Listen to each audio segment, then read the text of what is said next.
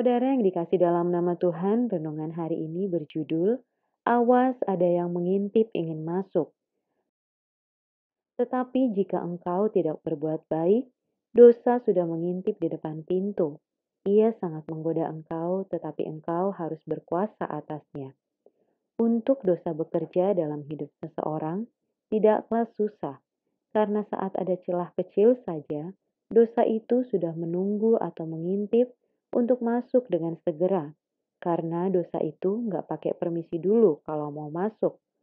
Penting untuk menjaga setiap pintu dalam ruang-ruang hidup kita. Pintu apa saja yang perlu dijaga?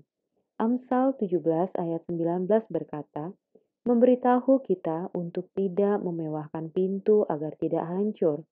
Dari arti bahasanya, ayat ini berarti mengingatkan kita supaya tidak sombong atau tinggi hati.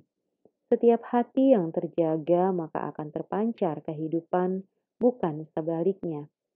Daud pun memohon kepada Tuhan untuk berjaga pada pintu bibirnya, supaya dia tidak terlanjur dalam perkataannya dan berdosa terhadap Tuhan.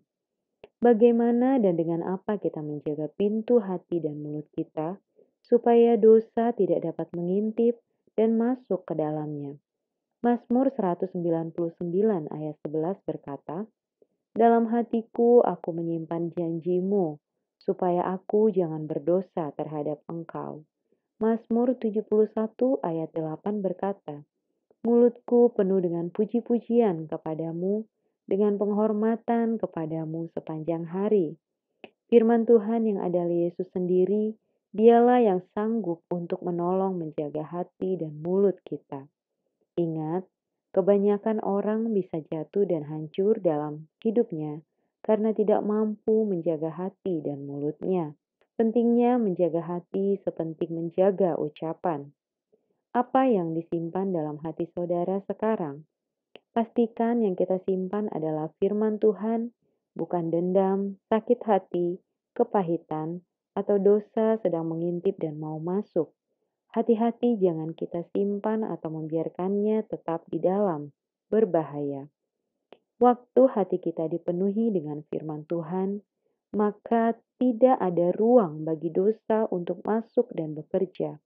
Baik juga bila firman Tuhan diucapkan oleh mulut kita, karena yang keluar dari mulut berasal dari hati.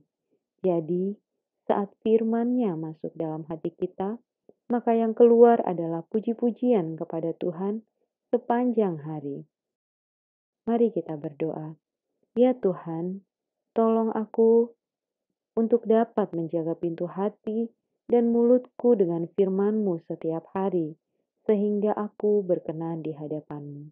Amin.